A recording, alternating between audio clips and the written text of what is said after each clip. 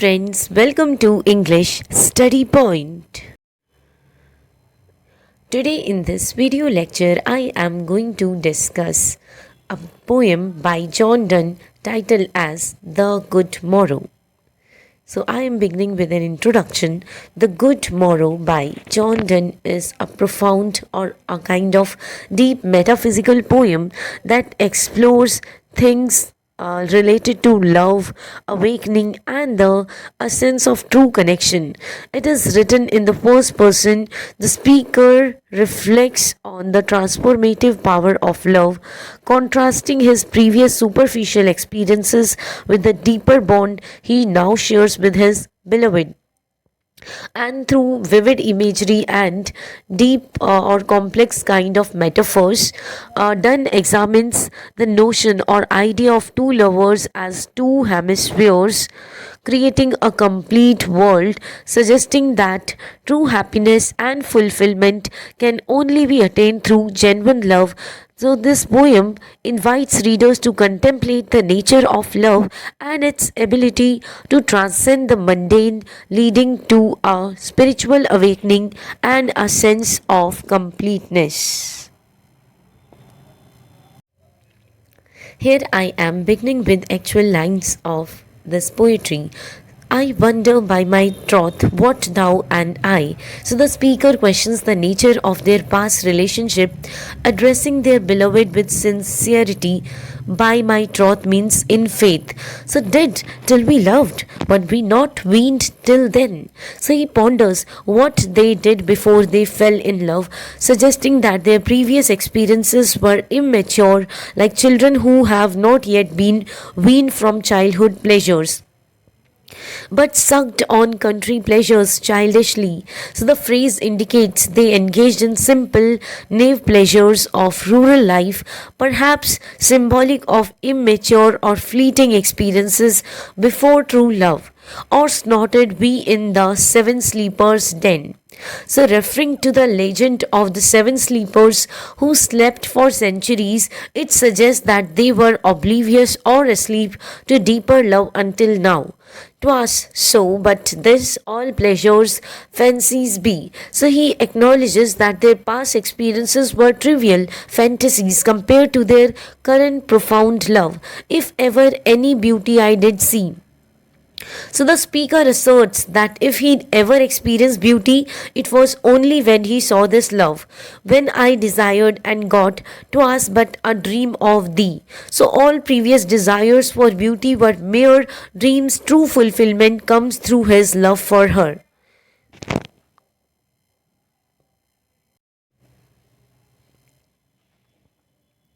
Now, in another stanza, we see, and now good morrow to our waking souls. So, he wishes a good morning to their awakened selves, suggesting they have now arrived at a deeper understanding of love, which watch not one another out of fear. So, in true love, there is no fear. They can observe each other openly without anxiety, for love, all love of other sides controls. So love dominates over all other attractions and distractions, emphasizing its power and centrality, and makes one little room and everywhere. So their love transforms a small space into a vast universe. Love creates a sense of boundless intimacy. Let's see discovers to new worlds have gone.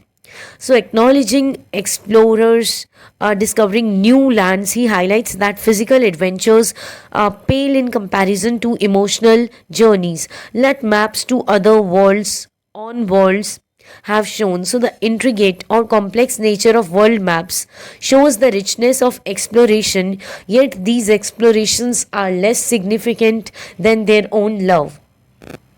Let us possess one world, each hath one and is one. So the speaker concludes that their combined love allows them to own their world together, emphasizing unity and completeness in their relationship.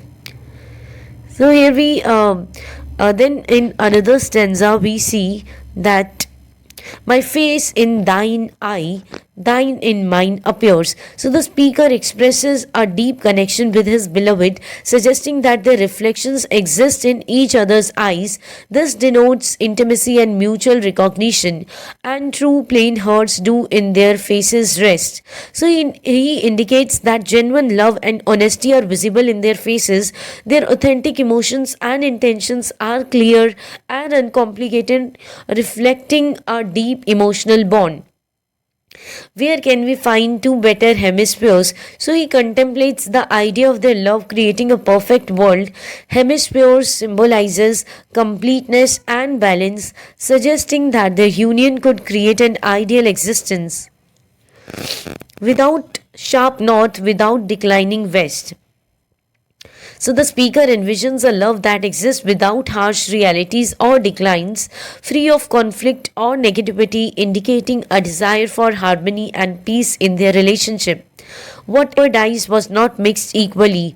So he asserts that anything that fails or dies in love lacks balance or equality. This line emphasizes the need for a mutual and reciprocal relationship for love to thrive.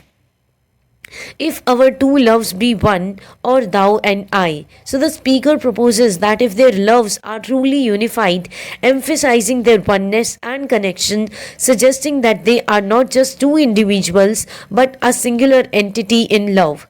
Love so alike that none do slake and none can die. So he concludes that if their love is genuinely similar and balanced, then it is strong and enduring. There's an assurance that their love will not falter or perish, reflecting confidence in their unity.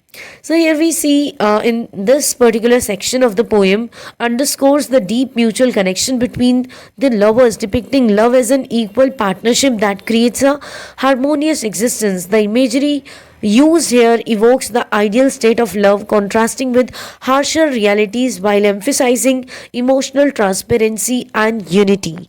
Then with this video lecture ends here. Hope this video lecture will help you in your exams. Thank you.